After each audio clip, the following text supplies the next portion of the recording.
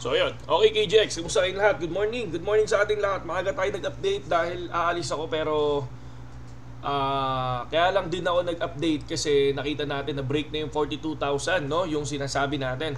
So 41,950. So check natin, no? Check natin yung pinost natin sa YouTube natin ay sa page natin kagabi. Kahapon ng umaga. So ito, pakinggan niyo muna to. Doon na kanina. So, good na good. Ito yung hindi pa nabi-break yung dalawang kulay blue na yan, ha. Yung dalawang resistance natin, ay tatlong resistance. Pasok siya ng 40,400 and then lumipad. Yeah. Tapos umabot siya hanggang 41,490 plus. Hindi na break. Tapos na-reject.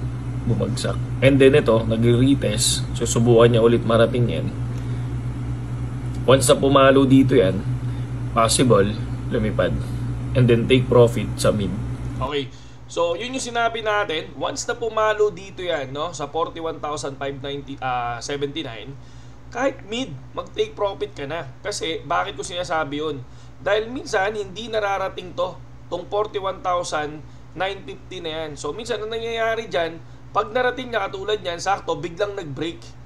Ay, biglang nag-dump, no? Hindi niya muna, nung pumasok siya dyan, biglang bumaba pa yan.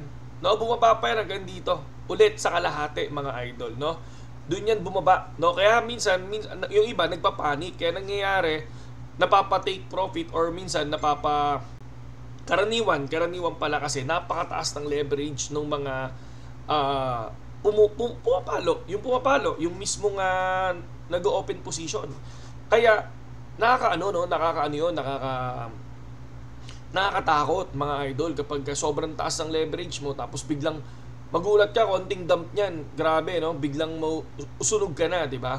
Kaya ang pinapayo ko sa iba minsan talaga, ang gawin nyo, low leverage lang. Huwag nyo taasan, pero tulad ng sinabi ko, pera nyo, rules nyo, mga lodi, no?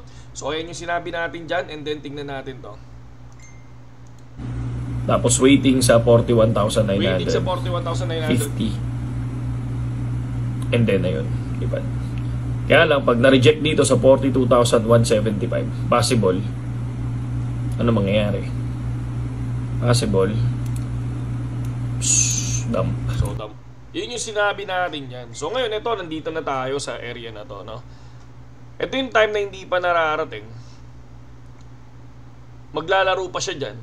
So hindi lang natin alam to kung biglang lilipad, no? Pataas talaga siya. Sa ngayon, 42,120, ang pinakamataas nila 42,000, 42,195. So tingnan natin kung ano mangyayari, kung magdadump ba o mabibreak yan, lilipad. Ganun lang yan mga lodi Kayo, andito na tayo sa pinakataas natin, no? Ako, position ko naman dyan tulad ng sinabi ko, ito katulad nito. After niyang 42, hindi pa tayo nakakagawa ng pinaka-mid dito. Doon tayo sa 43,549 after nyan. And then after nyan, meron tayong support na, i-check na lang natin yun sa susunod. Pero yung pinaka-big support natin dyan, 49,000. Mga lods, no? So, ayan na siya. No? Kung mapapansin nyo, nag-call tayo ng 40,400. Ayan, lumipad ng gusto. And then, hindi inabot yung 41,559. Bumagsak.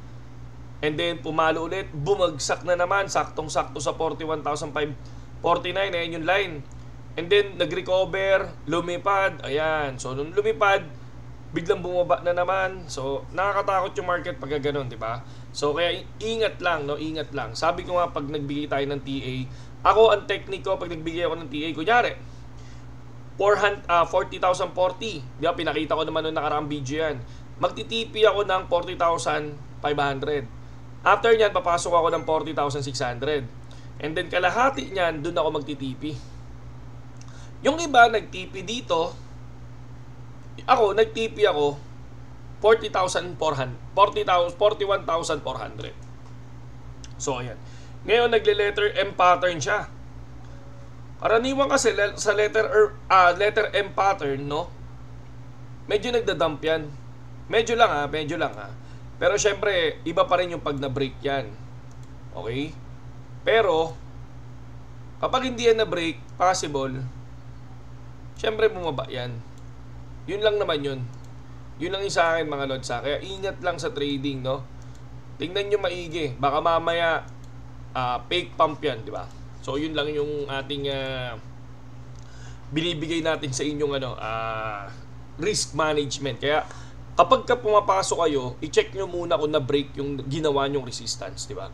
Kasi yung iba ang ginagawa nag-a-advance, di ba? Pag nag-advance yung iba, tapos nakita nila patuloy yung pagbaba, sinasabi nila, ay sige, ang gagawin natin, hintay-hintay lang kasi papalo din yan, di ba? Maglagay kayo ng negative 20 or 20%, no? SL. Para at least, bawi na lang sa susunod, di ba? Huwag kayong manghinayang doon. Kasi kapag hindi kayo nang hinayang doon, possible ubos yung pera nyo, mga lodi. Ganun ang trading, ganun ang crypto, mga lodi. Hindi all in. Hindi mo kailangan i-full blast lahat yan. Okay? Hindi pwede. Hindi pwede yun, mga lods. Okay? So, ay hindi pwede. Or bala kayo. Kasi pera nyo, rules nyo nga naman, di ba? Pero para sa akin, yun yung advice ko. Huwag nyo i-all in. Tapos, huwag kayong manghinayang sa negative 20. Di ba? Na cut loss. Okay. Crypto Rover, no? Sabi niya, after Bitcoin halving, it will be up only. No? Marami kasi nagsasabi na kapag may halving, bumababa ang value ng BTC. Pero after halving, dun lumilipad. So ito, Crypto GBR, no? Kaya ako lang sinabi si Crypto GBR, sinasama dito. Kasi, ito naman talaga yung tao. Sabi niya, January 23, I have 10k followers. And now, I have 120k followers, no? In past 1 year, I did troll other big influencers for gaining followers. If you have a good content, no one will stop you and no need to troll other influencers. No, ayan yun. Ngayon, ang nangyari, nung January 26, nagsabi kasi siya, nag-tweet siya, no? Bago mag 42k, magti 39k at 42k is not big deal, sabi niya ganon. Nung daw siya, nag-tweet siya ng 36k muna, babagsak muna ang BTC ng 36k, no, bago ma-reach ang 42. Mga lods. Yun yung tinweet niya na nakaraan. So, syempre, tulad ng sinabi natin, within 48 hours, and here we go, no? Hindi narating yung 36k, kahit nga 39k, hindi narating biglang pumalo ng 42k. Ang ginawa ng mga tao, kinriticize siya, no? Ganun talaga. Kasi pinagkakatiwalaan ka yan, di ba? Pinagkakatiwalaan ka yan. At sinabi mo kasi na 36k bago mag 42. Ang dami mong followers, di ba? At yung followers mo, pinagkatiwalaan ka. And then ngayon, lahat yan, nung nagsabi ka na 36k muna bago mag 42, nag-short position yan. Nung nag-short position sila, biglang lumipad, nag 42. Di sunog sila, di ba? So, ayun yun. Kaya marami talaga magkikriticize sa'yo. Influencer ka. Tapos, ang dami mong followers. Hindi, pag nagkamali ka talaga, yung iba dyan, baka ang tinaya, pati bahay at lupa. Di ba? Kaya talaga, ganun na mangyayari. Kaya, kapag malaki na ang channel mo, ingat ka na. Dahil once na, parang sugal lang yan di ba? Parang sugal. Parang yung mga casino, di ba? May bago pa nga ngayon Yung scratch, di ba? Tapos, yung mga mines, di ba?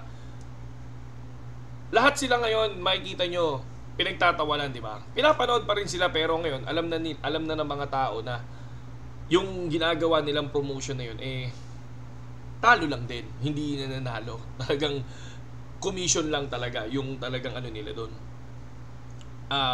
Habol, no? Doon, kumbaga sa bawat nag-Gcash or nagka-cash in doon, may mga talaga sila. May mga commission at ang daling matalo doon. So sa bawat laro nila, may commission sila. So kaya pinupush nila 'yon. So puro talo 'yung nangyari, 'di ba? Nabash din sila. Ganun na ganun 'yan. Lalo na dito sa ganito sa crypto world, no? So ito puro US to. Ang pinag-uusapan dito hindi peso, dolyar. 'Di ba? Kaya yan 'yung nangyari, no? So dito ulitin natin, no? Once na break, possible tumaas. Once na hindi na break yan, possible bumagsak. Parang tulad ng nangyari saan? Ano ba to? Tulad na nangyari doon sa ating sa ating 49,000 resistance, mga idol. Ito yan, yung ating 49,000 resistance. Pakita ko lang. Ayun, ayan. Yung 49,000 resistance na yan, mga idol, no? Hindi na break yan. 48,965 yan. And then, nung hindi na break, bumaksak yan. Ayan, no? Shoom. Lahat ng support natin, dinaanan yan.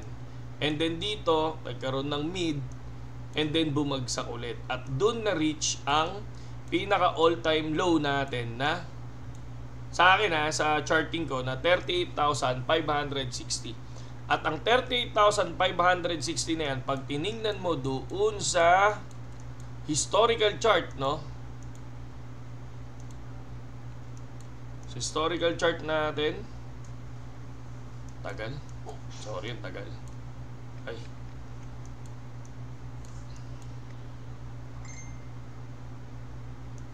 Pag tinignan nyo yan sa historical chart, eto yan, nasa May. Diyan natin ginawa yan. May 24, 2021. Kapag yan na break, no, possible bumagsak yan. Hanggang 29,000 or 33,900, 34, or 31,300 bago mag-bull run. Boom! Ayun yung bull run, no? Yun mga lodi, no? So, yun lang sa ngayon, KJX, sa mga gustong pumasok sa BitGet, sumabay sa trade namin. Ayan, puntahan nyo lang yan, no? Gamitin nyo lang yung link natin sa description at gamitin nyo muna yung trial coin bago kayo mag-deposit, mga idol. Para at least alam nyo kung paano yung galaw ng market, no?